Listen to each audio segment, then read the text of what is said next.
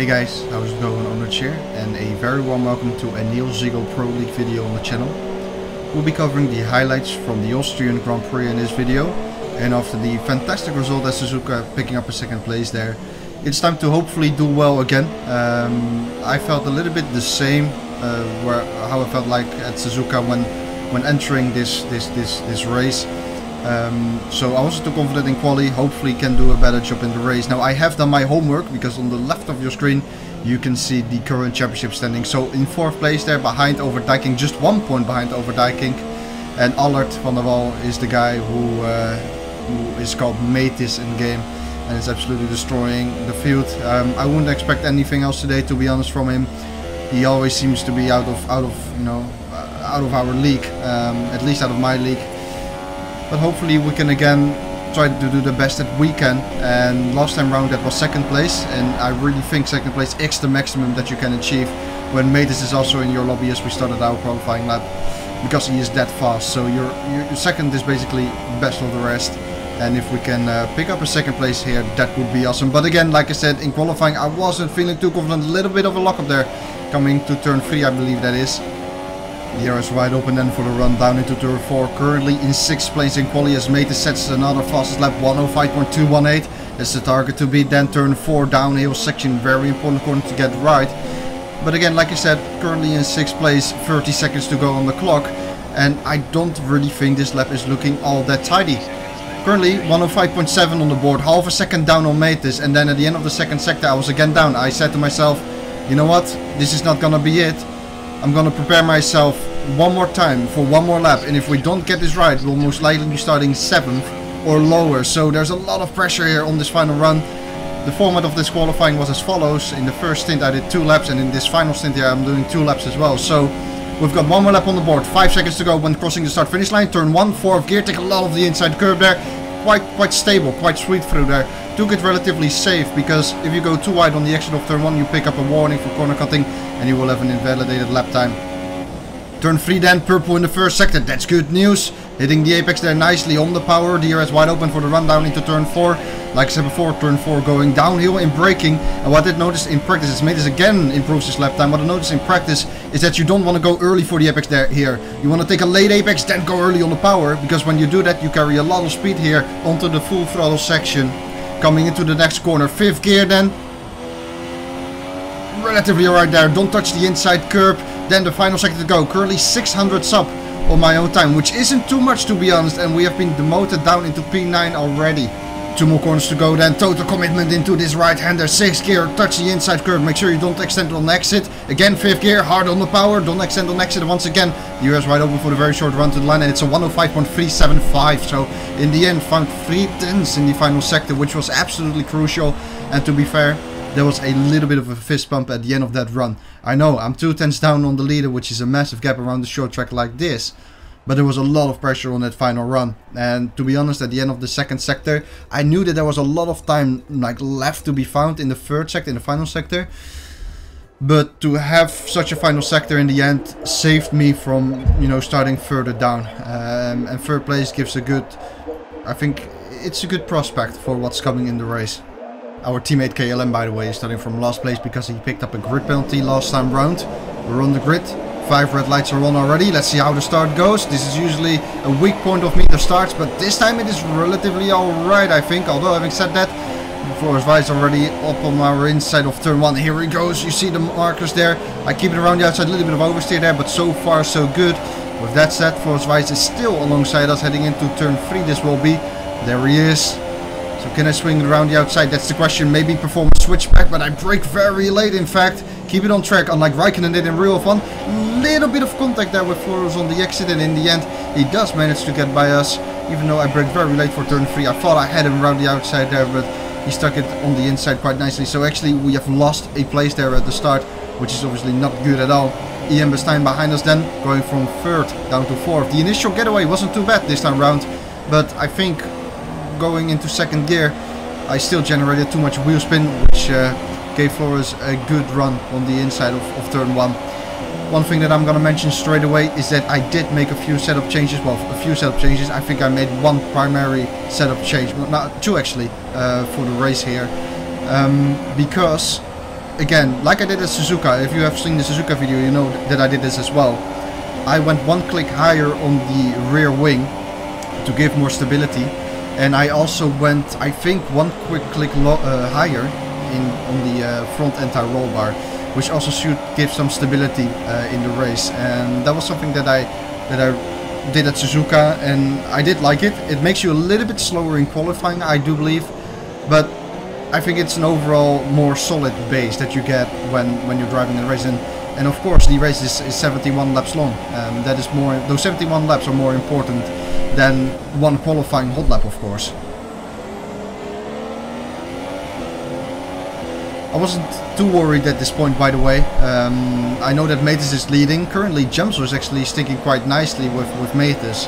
And I know the quality of Gemso as a driver. I also know the quality of Floris as a driver. It's fun when you have a championship like this. You kind of discover what each driver, their strengths are and their weaknesses. To be fair, I haven't found a weakness yet in Metis' driving, but from the other drivers I somewhat know what their strengths are, what their weaknesses are. Floris, for example, is, I think, one of the fastest, as we get a warning there, Floris is one of the fastest drivers on pure pace, but I don't always think he has got the consistency that he needs in the race to get a good results. Sometimes he's a bit unlucky, arguably, sometimes a mistake is being made. So overall, you know, his one lap pace is truly remarkable. But in the race, sometimes, you know, he does show sign of weaknesses. Into lap 11, Gemso, or sorry, Metis already flew away like normal, really. So it's again a battle for second place that we are seeing right here, and that is very good. I was kind of looking after my tires, and again, with the setup changes that I made, that should give me better stability. I was hoping to be stronger at the end of a stint when the tires would be more worn. What is a very good news here? Well, actually, there are two positives here currently in this race in lap 12 already. Fourth place, we have got sight at, for us, the maximum result, which would be a second place. We're roughly a second behind second place, a little bit more than that in fact. But we have got sight at second place, and so far it looks like second place could be a realistic target, as Gemso is not pulling away. In fact, he is being pressured by Floris quite a bit. Then also Ian Bastijn behind us is not really able to follow our pace. He has got very decent pace, but usually he doesn't lack a lot of time, but sometimes it's like maybe 1, sometimes 2 tenths that he loses a lap. The gap currently is over 3 seconds, so that is good news for us. We don't have to focus behind us, we can focus in front of us. So again, I was staying patient, staying calm, make sure that you don't extend the track, because corner cutting around this track is quite a big thing. And actually there goes Gemso at the exit of the final corner. He spins round, somewhat waiting for a moment like that where someone makes a mistake and then you capitalize on it. I did not expect Gemso to make such a big mistake though, but again, speaking of mistakes, I make one myself and pick up a warning at the exit of turn 1, which, you know, picking up warnings around this track is not very nice at all. Like I said before, it is very easy to do it, but you need to minimize the unnecessary warnings that you're gonna pick up, otherwise you will be penalized later on in the race. And at this moment I was already quite sure that I was gonna get penalized, because completing another 58 laps without picking up a warning or without track extending or cutting it's a challenge around this track. It's really a big challenge. Now, another positive that I wanted to mention, at this stage of the championship, Floris is quite a way behind us in terms of points, as you can see on the left hand side of your screen. So I am more focused on trying to close the gap to Gemso, because Gemso hasn't been as strong as he was at the beginning. Oh, Floris going wide. Oh, speaking of going wide, this is exactly what I mean. 2 warnings in 1 lap, that's very sloppy. What I wanted to say though is I'm trying to close the gap to Gemso in the championship, because he isn't as strong as he was at the start of the championship. So that's one thing.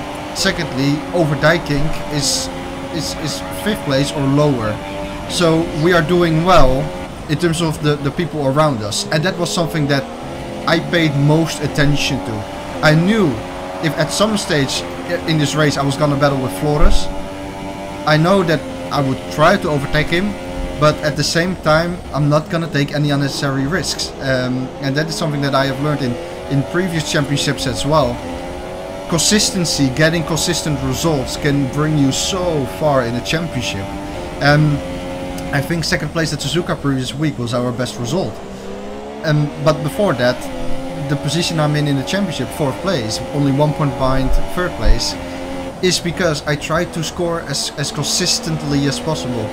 When I don't have the pace, I don't really need to take unnecessary risks and do stupid things. I have done that before, and I almost lose the car there as we approach the pit stop phase. I did make previous mistakes before, but I'm starting to settle into this championship a little bit, you know, better, as Flores has a very sloppy pit entry there. I'm starting to settle a little bit into this championship and starting to realize again that consistently scoring points can bring you very, very far. Especially when others don't score as consistent as you. And again, Overdiking hasn't had the best results in the last couple of races, so my focus was to overtake Overdiking in the championship standings and try from now onwards to close the gap to Jamsel in an attempt to maybe challenge for second, but that would be, you know, maybe too good. I don't know. We are yet to see. All that I can say is of course we'll be doing our best. We'll be trying, or I'll be trying to drive at the maximum possible. But you sometimes also need to use your head, and that is very important. You need to get the bigger picture in your mind as well, and really think about the championship too if you want to do well there. That's at least my kind of philosophy. But again, I'm gonna focus a little bit more on the race here. Lap 22 of the race. One thing that I should mention as well, by the way, KLM, our teammate, like I said before, he started from last place because he picked up a grid penalty. He has great pace. I think he made his debut in the league two races ago, but he is a very strong contender. His pace is very good. So of course I don't really see him as a competitor in the championship, because we are already 9 rounds into this championship. But what I wanted to say is that he is in for some very good results, I reckon, if he keeps this pace up. So after the pit stop phase there, our first pit stop has obviously been completed, and what was it? I think in lap 17 we came in. We have got the DRS back again on Flores wires. Now, one funny thing, Flores wires is actually on the super soft tire, while we are on the ultra soft. I did not notice this at this stage. This is incredibly stupid, but I did not know Flores was actually on the super soft. So the gap after the pit stop phase was something like, I think it was like 1.5 seconds, something right around there. And I was like, okay, Flores, if he really has the pace, he will probably extend the gap on us. But that was a thought that I had in mind while assuming he was on the ultra soft, but he isn't. So Flores couldn't pull away because of that, and we were able to again get close to him, and right now we're very close to him and having DRS. So again, I didn't notice he was on the super soft tire, and was like, okay, this is actually going extremely well. We're on the same compound, and it seems like he isn't able to pull away from me, you know. Really stupid, but that was the stuff that was going on at this moment. Nonetheless, we need to do our best, and we are putting a lot of pressure on Flores wires. Lap 26 of the race, this was the moment where I wanted to punish. One thought that I had in my mind in the first stint as well was, I can go for an undercut. So if I go for an undercut in the first pit stop phase, I am most likely going to end up in front of the people that I was battling with. In that stage it was Jamsel and Flores.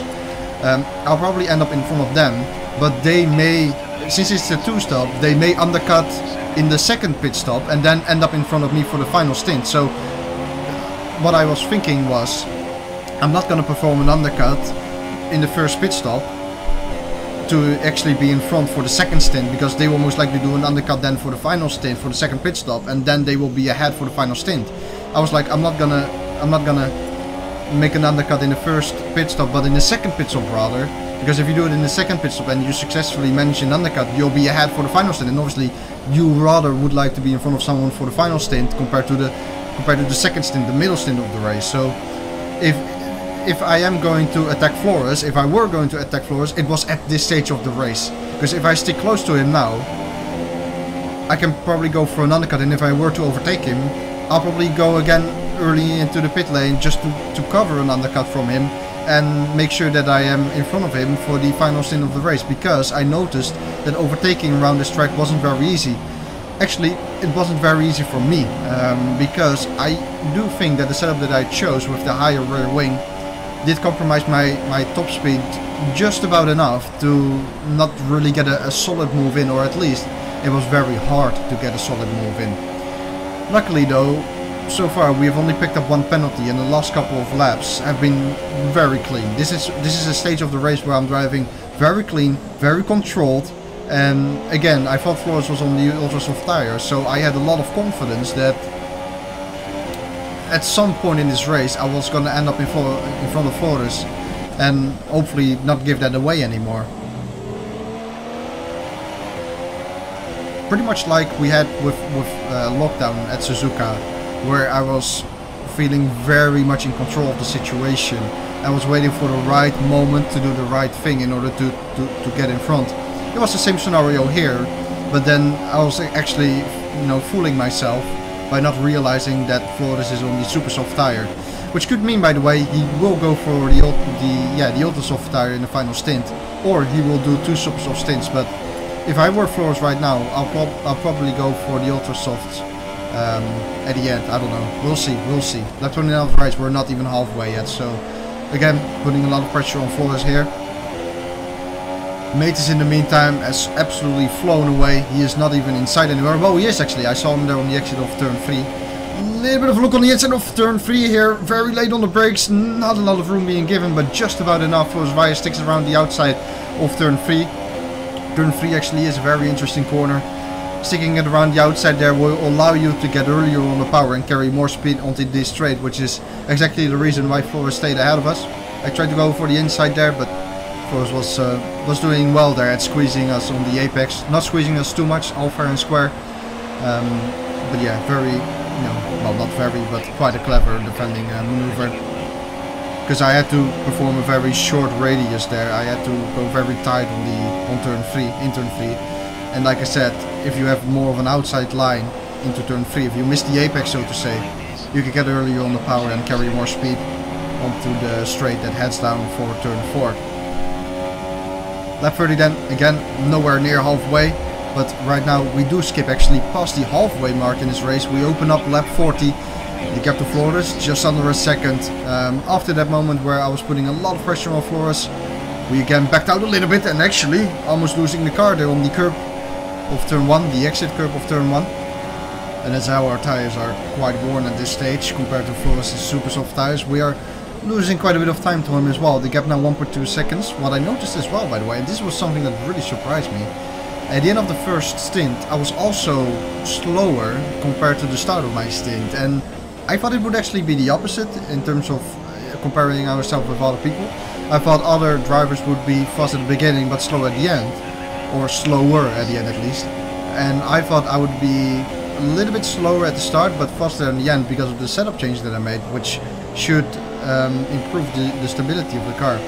Of course, you never know what others are doing. Maybe they went with the same idea and compromised their qualifying speed to have a bit more stability in the race. That could well be a possibility, but I was losing time to Flores at the end of the first stint, and also now I'm losing quite a lot of time to Flores in this stint. And you know what? I was a little bit gutted because we were battling very hard here for second place, and I feel like the gap, which was just under 2 seconds when we are entering the pit here, I felt like that gap was a little bit too much to perform an undercut.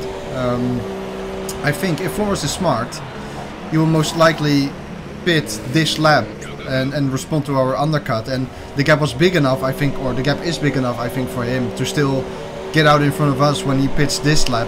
If he does pit this lap though, he will need to go onto the super soft, so he will do 2 super soft stints then, instead of 2 ultra softs and 1 super soft, but we'll see what his choice is. Regardless of what his choice is, we need to make sure that this outlap is spot on and very quick if we of course want to make the undercut work. But again, I was a little bit skeptical. I didn't think the undercut would work because the gap was too big when we entered the pit lane. Nonetheless, skipping to the end of the very same lap, and Flores is actually not responding to us at the moment, so it does look like Flores is staying out a little bit longer and then perhaps go for ultra softs at the end. So if he does decide to do that, he will most likely come up behind us on a set of fresh ultra soft tires and then go for an overtake, or at least try to. Now I know, like I said before, I have the bigger picture in my mind. I'm thinking about the championship. I don't want to, you know, battle really hard and have the chance or risk of losing a front wing, or at least the front wing end plate. That is something that I'm not looking forward to, of course. So if that does happen, of course I'll try to put up a fight, but it is very important as a driver to know your limits, both in terms of pure pace, but also in terms of racecraft and how hard you should battle at times. There is a nice quote that, or a nice saying that says, sometimes you have to lose the battle to win the war, and that I take that quote very serious, as sometimes in some races, you know, you may have a bad day, but you still need to maximize the result. If you have a bad day and you overdrive the car, maybe you spin out or you make a mistake, and it will harm you in the war. And the war, in that sense, is the championship itself. So Flores into the pit lane then. He responds only in lap 44, so he stayed out quite long. And I was pretty damn sure that I was gonna end up in front of him, because he responded quite late. And indeed, we end up in front of him. So, interestingly enough as well, Flores has gone for the super soft tires. So, he somewhat gifted us this second place. I'm not sure whether he thought roughly 30 laps on these super soft tires were too much. I don't think he would have thought that. I simply don't really have another explanation as to why he took so long to respond. Perhaps he thought the gap was big enough for him to stay out a couple of laps longer and still get out ahead of us, or come out ahead of us. Or he was simply confident enough to you know, or he simply had the confidence that, you know, he was quite sure he was gonna overtake us regardless of what he was gonna do again in the final stint.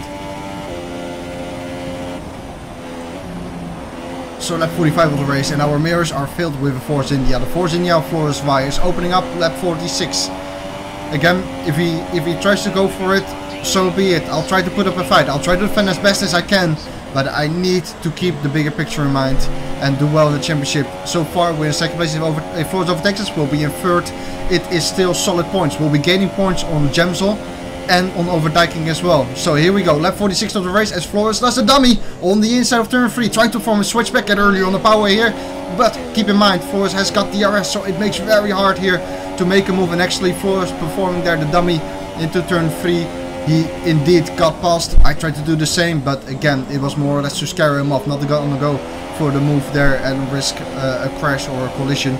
So Flores, good move on the inside of turn 3. Overtakes us.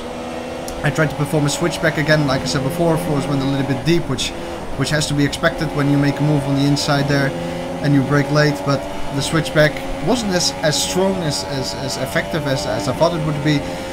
And if it was, or if it were effective, Flores would again pick up the RS. So, you know, again, pretty much no chance there.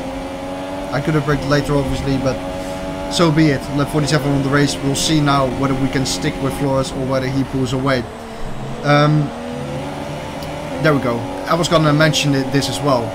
One thing that was in my mind, again, after a while you get to know the strengths and weaknesses of drivers. I think, in my opinion, one weakness of Flores is that in a race he tends to pick up quite a few penalties. So I said to myself, I have right now I've got one penalty.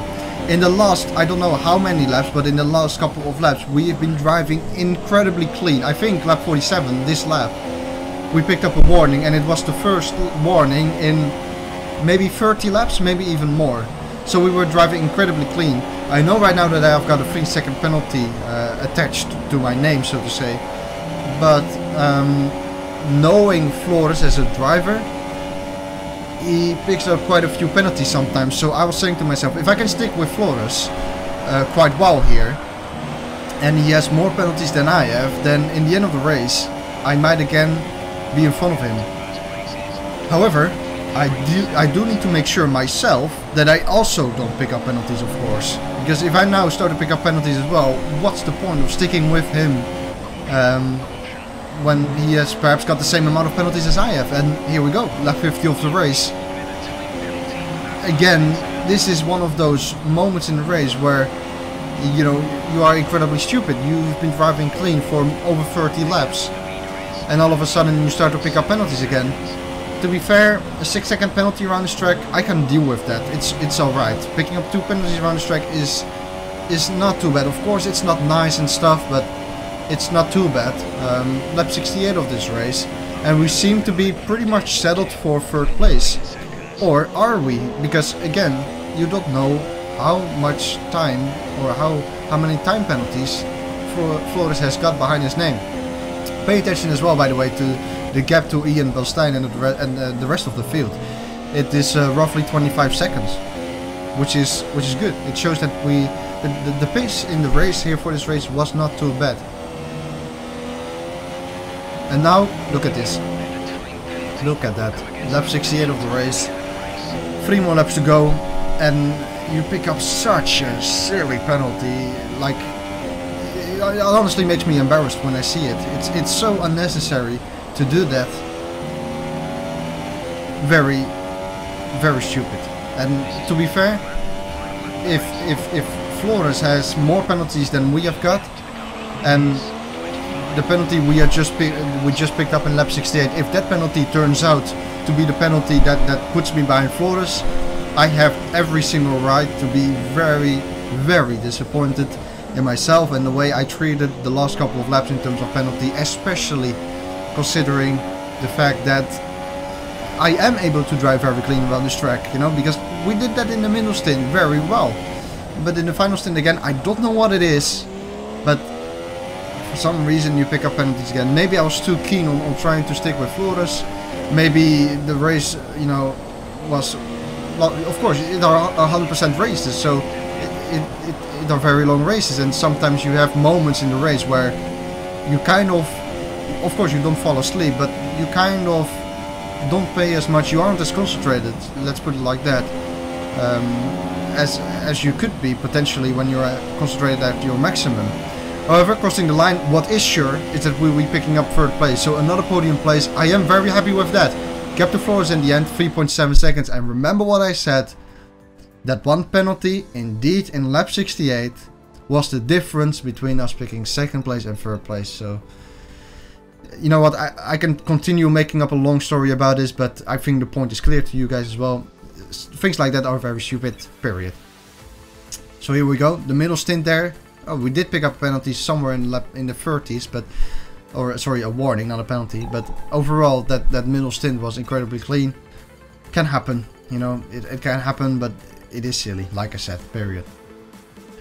So in the end, 3rd place then, 7 tenths apart from Flores in the end because of the penalties. Made this a very solid victory again. But funnily enough, next weekend, my favorite track, Silverstone. And guess what? Flores and Matus will not be present. So that puts a little bit of pressure on our shoulders. Perhaps we can go for a win, but never count out Jenzel, of course, who is 2nd in the championship.